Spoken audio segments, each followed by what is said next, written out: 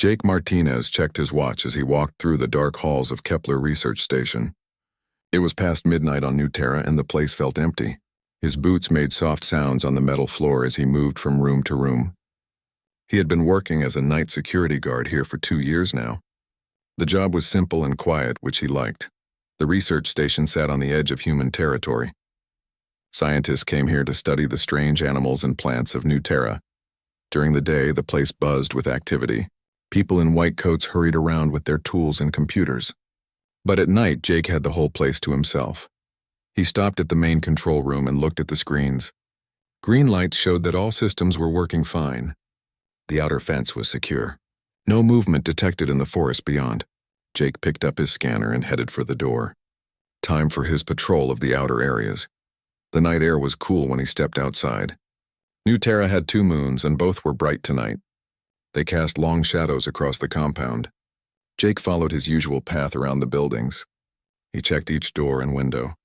Everything looked normal. As he walked past the emergency supply bunkers, his scanner started beeping. Jake stopped and looked at the small screen. It showed movement inside Bunker 7. That was strange. The bunkers were supposed to be empty except for food and medical supplies. Jake moved closer to the bunker. The door was slightly open. He pulled out his flashlight and shined it through the gap. The beam showed scattered boxes and torn packaging. Something had been eating the emergency rations. He heard a sound from inside. It was soft and high, like a whimper. Jake pushed the door open wider and stepped inside. His light swept across the small space. In the far corner, 3 small shapes huddled together. Jake froze. The creatures were about the size of house cats, but they looked nothing like any earth animal. Their bodies were covered in dark fur with silver stripes. They had large eyes that reflected his flashlight beam. Sharp claws extended from their paws. Jake recognized them immediately from the safety briefings. These were Vorthak cubs. The Vorthak were the most dangerous predators on New Terra. Adult Vorthak stood as tall as a man and hunted in packs. Their claws could cut through metal. Their teeth could crush bone. They had killed dozens of colonists in the past year. Every human settlement lived in fear of Vorthak attacks, and now Jake was looking at 3 of their babies. The cubs stared back at him.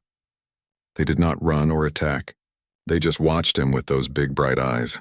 Jake could see they were thin. Their ribs showed through their fur. Food scraps were scattered around them, but not much. Jake knew what he should do. Protocol was clear. Any Vorthak sighting had to be reported immediately. The station would go into lockdown. Security teams would come with weapons. The cubs would be killed or captured for study. But as Jake looked at the small creatures, he hesitated. They were just babies. They looked scared and hungry. One of the cubs, smaller than the others, took a tiny step forward. It tilted its head and made a soft chirping sound. Jake lowered his flashlight so the beam was not shining directly in their eyes. The cubs relaxed slightly. The smallest one chirped again. It sounded almost like a question. "Where are your parents?" Jake asked quietly. He felt foolish talking to alien animals, but the cubs seemed to listen. Their ears twitched at the sound of his voice.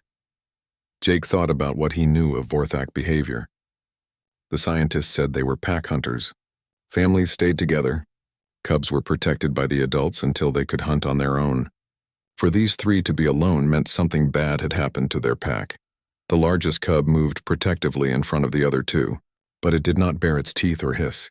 It just watched Jake carefully. Jake could see intelligence in its eyes. These were not simple animals. They were thinking, feeling creatures. Jake made a decision that would change everything. Instead of calling for backup, he slowly backed out of the bunker. He closed the door most of the way, leaving just a small gap for air. Then he walked to the main cafeteria. The kitchen was dark and empty. Jake used his security card to get inside. He found some leftover meat from dinner and filled a bowl with water. He also grabbed a few protein bars from the emergency supplies. When he returned to the bunker, the cubs were still there.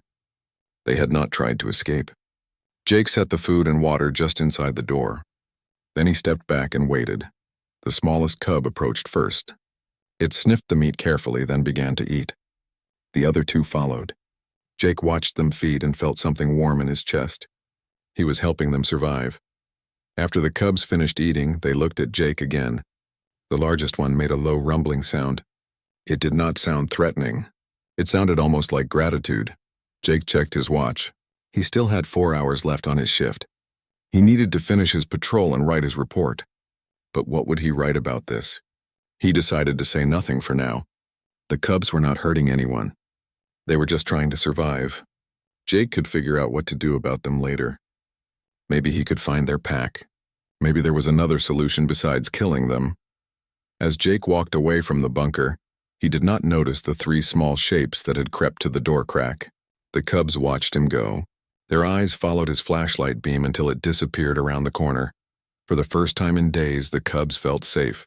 The strange tall creature had not hurt them. It had given them food and water.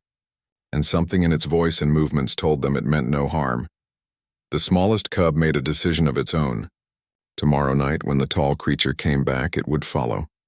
The others could stay hidden if they wanted. But this cub was curious about the being that had shown them kindness. Jake finished his patrol without any other incidents. He wrote in his report that all areas were secure. He did not mention the cubs. As he drove home in the early morning light, he thought about what he had done. He had broken the most important rule of frontier life. Never trust the Vorthak. But those cubs had not looked like monsters. They had looked like lost children who needed help. Jake decided he would check on them again tomorrow night, just to make sure they were okay. What harm could 3 small cubs do? He had no idea that his simple act of kindness would soon change the relationship between humans and Vorthak forever.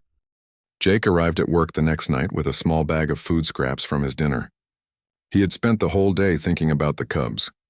Part of him hoped they would be gone when he checked the bunker. That would solve his problem. But another part of him worried about what might have happened to them. His first patrol took him to Bunker 7. Jake approached slowly and listened. He heard small sounds from inside. The cubs were still there. He opened the door and shined his light inside. All 3 cubs looked up at him. They did not seem afraid this time. The smallest one actually moved toward him.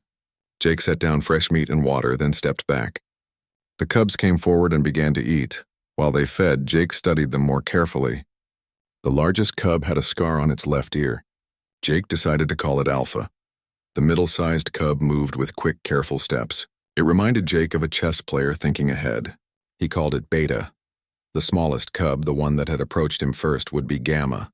After eating, Gamma looked directly at Jake and made a soft, trilling sound. Then it did something unexpected. It walked over to Jake's feet and sat down, just like a dog might do. Jake held very still. The cub was close enough to touch. Alpha and Beta watched from across the bunker. They seemed tense, ready to act if the human hurt their sibling. But Jake just stood there. After a moment, Gamma made another soft sound and walked back to the others. Jake left them more food and water, then continued his patrol. But as he walked to the next building, he heard a soft noise behind him. He turned and saw a small shadow following him at a distance. It was Gamma. The cub stayed about 20 feet back, moving from shadow to shadow. When Jake stopped, Gamma stopped. When Jake moved, Gamma followed. It was like having a tiny guardian watching over him. Jake finished checking the research building and headed toward the communications tower. Gamma continued to follow. The cub was learning Jake's patrol route. It seemed curious about everything Jake did. At the tower, Jake climbed the maintenance ladder to check the equipment. When he looked down, all 3 cubs were at the bottom, looking up at him. Alpha and Beta had joined the game. They were following him too. Over the next week, this became their routine. Jake would bring food to the bunker. The cubs would eat, then follow him on his patrol. They stayed hidden in the shadows, but Jake always knew they were there. Sometimes he would see eyes reflecting in the darkness. Sometimes he would hear the soft sound of paws on metal. The cubs were learning more than just his route. They began to understand his schedule. They knew when he would arrive and where he would go next. When Jake stopped to rest, they would settle down and wait. When he moved again, they moved with him. Jake started talking to them during his rounds. He felt less alone with the cubs nearby. He would tell them about his day or explain what he was doing. The cubs seemed to listen. They would tilt their heads and make soft responses. One night, Jake discovered that the cubs had made improvements to their bunker. They had arranged the boxes to create better sleeping areas. They had moved the water bowl to a spot where it would not spill. They were making the space their home. Jake began bringing them better food. Instead of scraps, he started taking proper meals from the cafeteria. He told the cook he was working extra hours and needed more food. It was not really a lie. He was working extra, just not the way the cook thought. The cubs grew stronger and healthier. Their fur became shinier. They moved with more energy. But they also grew larger. Gamma, the smallest, was now the size of a medium dog. Alpha was even bigger, with muscles showing under its fur. Jake knew this could not continue forever. Soon the cubs would be too large to hide. Someone would notice the missing food. Dr. Lisa Harper, the station director, was already asking questions about supply levels, but Jake could not bring himself to report them. The cubs trusted him now. They had never shown any aggression toward him. In fact, they seemed protective of him. One night, this became clear in a dramatic way. Jake was checking the outer fence when his scanner detected movement in the forest. Something large was moving between the trees. Jake called for backup and took cover behind a concrete barrier. The 3 cubs appeared beside him immediately. They had sensed the danger and come to help. Alpha positioned itself between Jake and the forest. Beta flanked to the right. Gamma stayed close to Jake's side, as if ready to alert him to any threat. The movement in the forest turned out to be a damaged weather station that had fallen over. But the cubs had reacted like a trained security team. They had moved to protect Jake without any command or training. After that night, Jake realized the cubs were not just following him. They were bonding with him. In their minds, he had become part of their pack. They saw it as their job to keep him safe. This created a new problem. The cubs were starting to show possessive behavior. When other security guards worked day shifts, the cubs would watch them suspiciously from their hiding places. They had accepted Jake, but they did not trust other humans. Jake also noticed changes in his own behavior. He found himself thinking like a pack leader. He planned routes that would be safer for the cubs. He brought them toys made from scrap materials. He even started sleeping better, knowing they were watching over the station at night. The cubs were teaching him things too. They showed him weak spots in the fence that he had missed. They could hear sounds his equipment could not detect. Their senses were far better than human technology. One night, Beta led Jake to a section of the research building where water was leaking inside the walls. The damage would have caused serious problems if it had not been found quickly. Jake reported the leak and got it fixed, but he could not explain how he had discovered it. Dr. Harper was pleased that Jake was finding problems before they became serious. She praised his attention to detail in his performance review. Jake felt guilty about taking credit for the cubs' help, but he could not tell her the truth. The cubs were also learning about human technology. They watched Jake use his scanner and radio. They seemed to understand that these devices were tools. Gamma was especially interested in the scanner. It would sit close to Jake when he checked the readings. One night, Jake's radio crackled with an emergency message. A supply ship was arriving ahead of schedule. Jake needed to turn on the landing lights and prepare the receiving area. The cubs had never seen a ship landing before. Jake hurried to the landing pad with the cubs following. As the ship descended, its engines roared and bright lights swept across the ground. Jake expected the cubs to run and hide. Instead, they watched with fascination. The ship settled onto the pad with a loud thump. Jake went forward to meet the crew. The cubs stayed back, but they did not leave. They were learning that some loud, bright things were not dangerous. After the ship left, Jake found the cubs investigating the scorch marks on the landing pad. They were smelling the residue and examining the ground. They were trying to understand this new experience. Jake realized the cubs were not just getting bigger and stronger. They were getting smarter. They were learning about human society and technology. They were becoming something new, something between wild Vorthak and civilized beings. But this growth also meant greater risk. Soon they would be too large to hide in the bunker. Their increased activity around the station would be noticed. Jake was running out of time to decide what to do about them. As he watched the cubs explore the landing pad, Jake made a difficult choice. Tomorrow he would start researching Vorthak behavior and biology. He needed to understand what the cubs were becoming. He needed to find a way to help them without putting them in danger. The cubs looked at him with their bright, intelligent eyes. They trusted him completely. Jake just hoped he could find a way to keep that trust while keeping them safe. The game of shadows and secrets was becoming more complex every night. Dr. Lisa Harper stood in her office looking at the monthly supply reports. Something was wrong with the numbers. Food consumption was up by 15%, But the station population had not changed. Medical supplies were also running low faster than expected. She called up the security logs on her computer. Jake Martinez had filed several reports about equipment problems he had found during his patrols. Broken pipes, loose fence panels, damaged sensors. He was doing good work, but these discoveries did not explain the missing supplies. Lisa decided to conduct a surprise inspection of the outer areas. She had been meaning to check on the emergency bunkers anyway. It was late afternoon when she grabbed her scanner and headed outside.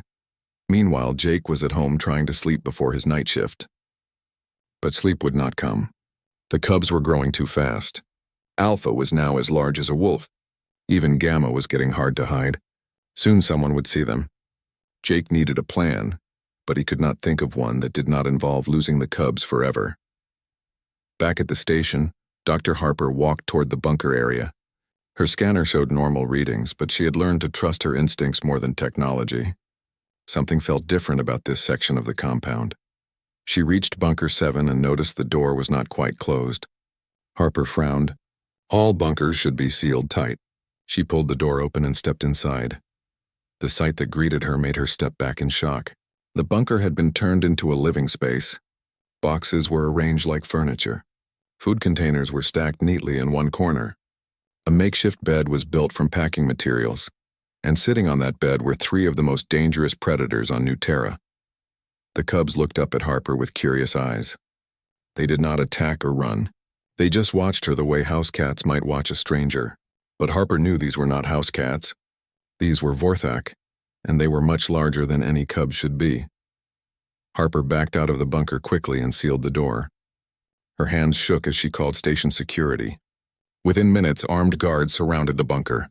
Commander Alex Morrison arrived soon after. "How many are in there?" Morrison asked. 3 cubs, Harper replied. "But they are big cubs, almost adult size." Morrison studied the bunker through his binoculars. "How long do you think they have been here?" "Based on the setup inside, weeks at least, maybe longer." Morrison contacted the day shift security supervisor. "I need to know who has been assigned to patrol this sector." The answer came back quickly. Jake Martinez had been covering this area on night shifts for the past month. Morrison ordered Jake to be brought in immediately. Jake was pulled from his bed and driven to the station. He arrived to find the bunker surrounded by armed personnel. His heart sank. The cubs were trapped, and it was his fault. Commander Morrison met Jake at the security office. "We found 3 Vorthak cubs in Bunker 7. They have been living there for some time. You patrol that area every night. How did you miss them?" Jake looked through the window at the bunker. He could not see the cubs, but he knew they must be frightened. All these armed humans would seem like a threat to them. "I must have missed the signs," Jake said. It was not really a lie. He had missed the signs at first. "This is a serious security breach," Morrison continued. "These creatures could have killed someone. We need to decide what to do with them." Dr. Harper spoke up. "We should capture them for study. We have never had live Vorthak specimens before. This could be a valuable research opportunity, or we could just eliminate them," Morrison said. "It would be safer for everyone." Jake felt sick. These people were talking about his cubs like they were objects. He thought about Alpha protecting him from danger. He remembered Gamma sitting beside him during lonely nights. He could not let them be caged or killed. "Maybe we should be careful," Jake said. "Vorthak are pack animals. If we hurt their cubs, the adults might come looking for revenge." Morrison and Harper looked at each other. This was a good point. Adult Vorthak attacks were the last thing the station needed. "We still need to secure the cubs," Morrison decided. "Dr. Harper, prepare containment units. We will move them to the research lab for observation." Jake watched through the window as technicians set up capture equipment around the bunker. They had nets and tranquilizer guns. The cubs would not understand what was happening. They would think they were under attack. As the capture team prepared to move in, something unexpected happened. The bunker door opened slightly. Gamma, the smallest cub, poked its head out. It looked around at all the humans and equipment. Then Gamma did something that made everyone freeze. It walked directly toward Jake. The cub ignored all the other people and went straight to Jake's side. It sat down next to him and made a soft trilling sound, the same sound it made during their nightly patrols. "Martinez," Morrison said slowly. "Why is that creature acting like it knows you?" Before Jake could answer, Alpha and Beta emerged from the bunker. They moved past the startled security team without showing any aggression. They walked over to Jake and flanked him on both sides. The three cubs positioned themselves around Jake like bodyguards. They were not threatening anyone, but their message was clear. This human was under their protection. Dr. Harper stared in amazement. This is incredible. They have bonded with him. Look at their body language. They trust him completely. Commander Morrison was less impressed. Martinez explained this immediately. Jake knew he was caught. There was no point in lying anymore. I found them about a month ago. They were starving and alone. I gave them food and shelter. You have been feeding dangerous predators without reporting it? Morrison's voice was rising. Do you understand what you have done? You could have gotten everyone killed. They are not dangerous, Jake said. Not to me, anyway. They have never shown any aggression. They follow me on my patrols. They help me find problems around the station. Help you? Harper asked. Jake nodded. They can see and hear things I miss. They found the water leak in Building 3. They spotted the loose fence panels before they fell down. They are like partners. Morrison looked at the cubs surrounding Jake. They were calm but alert. Their eyes moved constantly, watching for threats to their human friend. This is the most reckless thing I have ever seen, Morrison said. We need to separate you from these creatures immediately.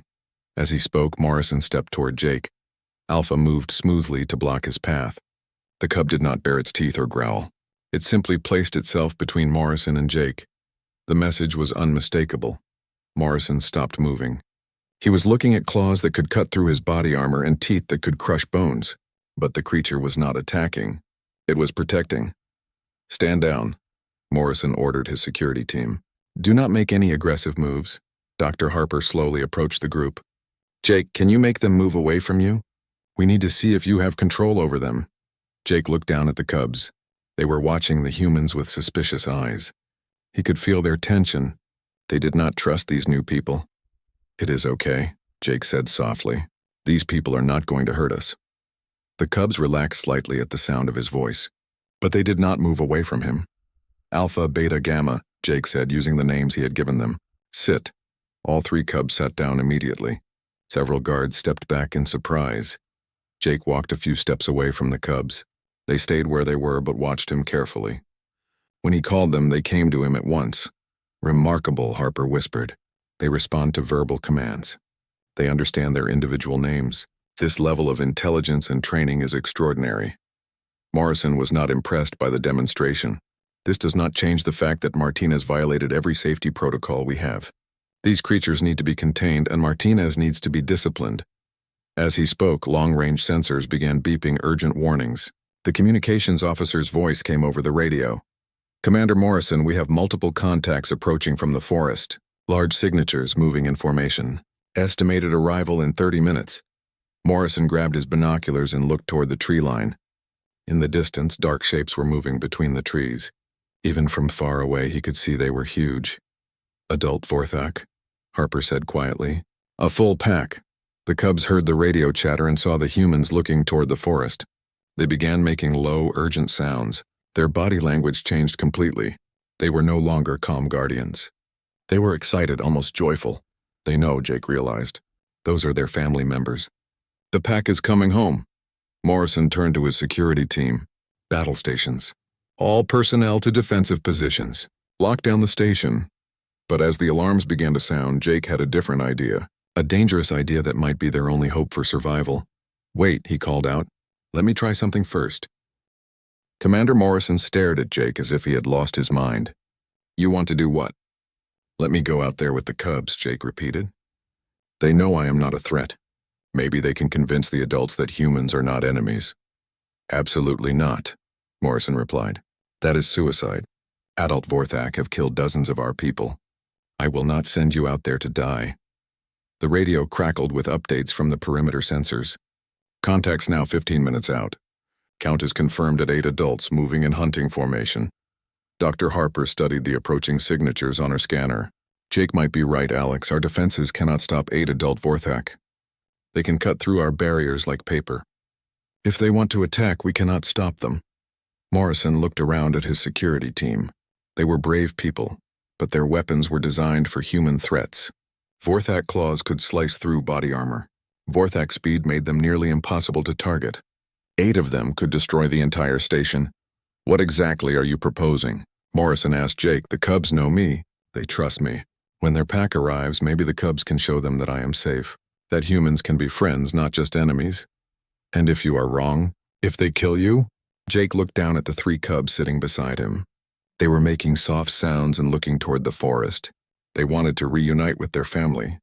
But they also stayed close to Jake, as if torn between 2 loyalties.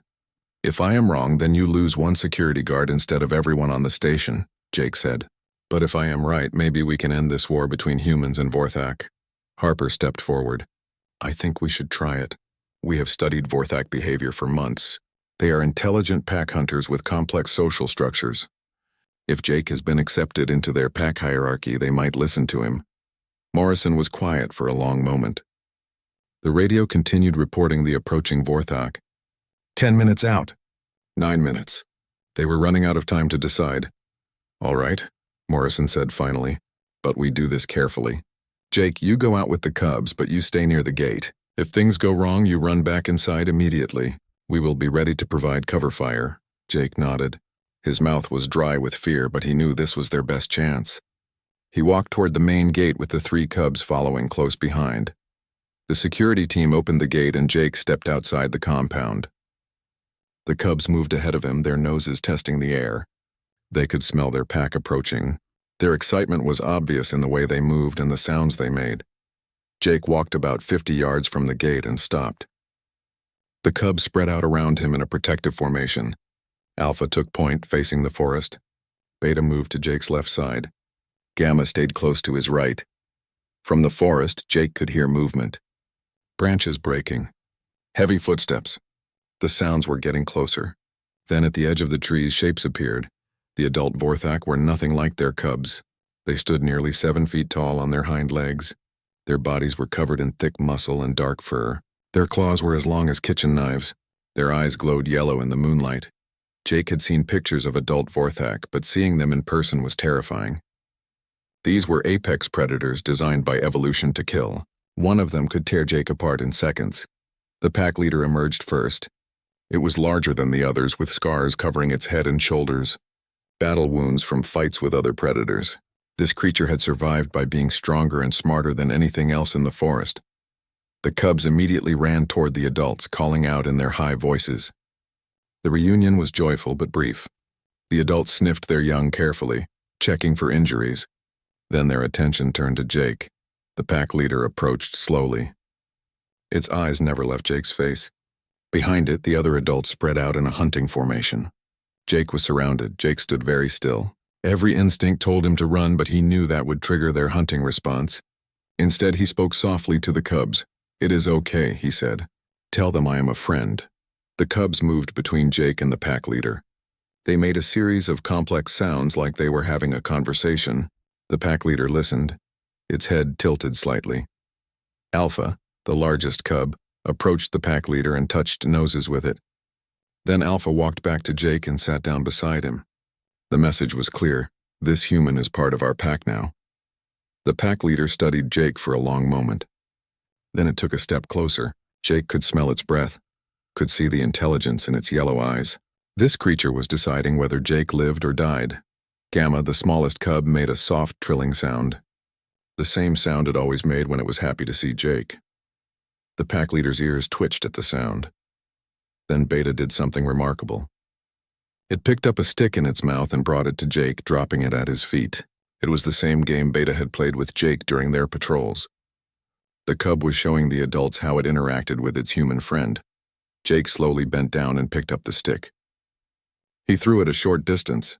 Beta chased after it and brought it back, tail wagging. The other cubs joined in, playing around Jake like puppies. The adult Vorthak watched this display with obvious confusion. They had never seen their young play with another species. They had never seen a human who did not show fear or aggression. The pack leader approached even closer. It lowered its massive head and sniffed Jake carefully. Jake held perfectly still as the creature examined him. He could feel its breath on his face. After what felt like hours, the pack leader made a decision. It reached out with one enormous paw and gently touched Jake's hand. The claws that could cut through steel barely brushed his skin. At that moment, Jake understood. The pack leader was accepting him. Not as prey, not as a threat, but as something new, something unprecedented in Vorthak experience. The other adults relaxed their hunting postures. They began sniffing Jake and examining him with curiosity instead of aggression. One of them, smaller than the leader but heavily scarred, seemed particularly interested in Jake's tools and equipment. Jake slowly removed his scanner from his belt and showed it to the curious Vorthak. The creature sniffed the device and made soft questioning sounds. Jake turned on the scanner and let it beep. The Vorthak's eyes widened with interest. For the next hour, Jake found himself giving an impromptu technology demonstration to 8 deadly predators. They were fascinated by his flashlight, his radio, even his watch. They approached each item with caution but clear intelligence. The cubs acted as translators, showing the adults how Jake used each tool. They demonstrated the games they had learned and the commands they followed. They showed their family that this human was not just safe but useful. As the demonstration continued, Jake realized something important was happening. The adult Vorthak were not just tolerating him. They were beginning to accept him as a member of their extended pack. The pack leader made a series of grunting sounds to the other adults. They responded with similar sounds. Jake could not understand the language, but he could hear the decision being made. Then the pack leader did something that would be remembered in human history forever. It walked over to Jake and gently knocked him down. Not in aggression, but in play. The same way it might play with its own cubs. Jake laughed despite his fear. The sound seemed to delight the Vorthak. Several of them made similar sounds like they were trying to laugh too. From the research station, Dr. Harper and Commander Morrison watched through binoculars. They could hardly believe what they were seeing. Their security guard was playing with a pack of the most dangerous predators on the planet. "Should we be recording this?" Morrison asked. "Every second," Harper replied. "This is the most important moment in human-alien relations since first contact. Jake is not just surviving out there, he is communicating." Back in the field, Jake was learning to read Vorthak body language. When they held their heads high, they were alert or curious. When they lowered their heads, they were being submissive or friendly. When they showed their teeth slightly, they were amused, not threatening. The pack leader suddenly stood up and looked toward the forest. All the other adults immediately became alert. They had heard something Jake could not detect. The cubs clustered around Jake protectively. Whatever was coming, it was something the Vorthak considered dangerous. From the trees came the sound Jake had been hoping never to hear. The roar of a territorial rival. Another Vorthak pack was approaching, and they did not sound friendly. The pack leader looked at Jake, then at the research station behind him. For a moment, Jake thought the Vorthak would abandon him to face the new threat alone. Instead, the pack leader made a decision that changed everything. It positioned itself between Jake and the forest. The other adults formed a defensive line around both Jake and their cubs. They were protecting him. Jake Martinez, human security guard, had become someone worth defending to a pack of alien predators. The real test was about to begin. The rival Vorthak pack emerged from the forest like moving shadows. There were 6 of them, smaller than Jake's pack, but clearly aggressive. Their leader had fresh scars and missing patches of fur. This was a pack that had been driven from their territory and was looking for a new home. Jake's pack tensed for battle. The pack leader stepped forward and made a series of low warning sounds. The message was clear. This territory was claimed. The rival leader responded with a challenging roar. It was bigger than any Vorthak Jake had seen, with claws that had been sharpened to deadly points. Behind it, the other members of the invading pack spread out in attack formation. Jake found himself in the middle of what was about to become a brutal territorial fight. But instead of abandoning him, his pack closed ranks around him. Alpha, Beta, and Gamma pressed against his legs, while the adults formed a protective circle. The rival pack noticed Jake immediately. They had never seen a human this close to living Vorthak. Their confusion was obvious. They made questioning sounds toward Jake's pack leader. Jake's pack leader responded with a complex series of vocalizations. It seemed to be explaining Jake's presence. The rival leader listened, but its aggressive posture did not change. Then something unexpected happened. Beta, the clever middle cub, left Jake's side and approached the rival pack. The adults tensed, ready to protect their young, but Beta showed no fear. The cub sat down halfway between the two packs and began making soft, harmless sounds. It was using the same submissive posture it had learned to use with Jake. The cub was trying to communicate peacefully. One of the rival pack members, a female with graying fur, approached Beta cautiously. She sniffed the cub carefully. Jake realized she was probably a mother who had lost her own cubs. Her aggressive posture softened as she examined the healthy, well-fed young Vorthak. Beta made the same trilling sound it used with Jake. Then it did something remarkable. It walked back to Jake and touched his hand with its nose. Then it returned to the female and repeated the gesture with her. The cub was introducing them. Jake understood what Beta was trying to do. He slowly approached the female Vorthak, moving in the submissive posture he had learned from watching the cubs. The female watched him with cautious curiosity. When Jake was close enough, he slowly extended his hand. The female sniffed it carefully. Jake could smell the wild scent of the forest on her fur. She had been living hard, struggling to survive. Jake reached into his bag and pulled out one of the protein bars he always carried. He unwrapped it slowly and offered it to the female. She sniffed the food, then ate it quickly. Her eyes widened with surprise at the taste. The other members of the rival pack watched this interaction with growing interest. They had never seen a creature that gave food to strangers. In their world, food was fought for and hoarded. Sharing was a sign of pack membership. Jake offered food to each member of the rival pack. They accepted it cautiously but gratefully. These Vorthak were hungry. They had been wandering for days, unable to find territory where they could hunt safely. As the rival pack ate, Jake's pack relaxed their defensive postures. The immediate threat of violence was passing, but the territorial issue remained. Both packs needed this area to survive. Jake looked back at the research station. Through his radio, he could hear Dr. Harper and Commander Morrison discussing the situation. They were amazed that the confrontation had not turned violent, but they did not understand what Jake was trying to achieve. Jake had an idea. It was risky, but it might solve everyone's problems. He activated his radio. "Dr. Harper, can you hear me?" "We hear you, Jake. What is your status?" "I have 2 Vorthak packs here. They are fighting over territory, but I think there might be another solution." "What do you mean?" Jake looked around at the Vorthak surrounding him. Both packs were watching him carefully. They had learned that this strange creature often did unexpected things. "The research station covers a large area," Jake said, "much larger than we actually use. What if we shared it?" There was silence on the radio. Jake could imagine the shocked expressions back at the station. "Jake," Morrison's voice came through, "are you suggesting we let Vorthak live on our property?" "Why not? They are intelligent. They can learn. They could help us understand this planet better than any scanner or computer." Dr. Harper's voice joined the conversation. "The scientific value would be incredible. We could study their behavior, their communication, their social structures. But the safety risks? Are we any less safe than we were an hour ago?" Jake asked. "Before today, we thought all Vorthak were mindless killers. Now I'm standing between 2 packs and nobody is trying to kill anyone."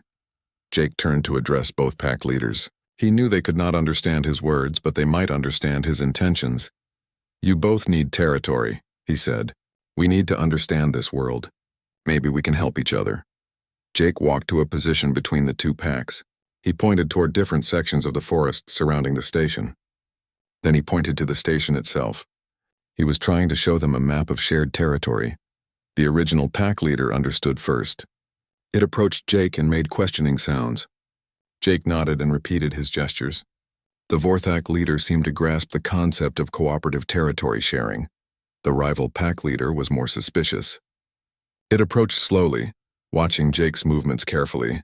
When Jake offered it more food, the leader accepted it but remained wary.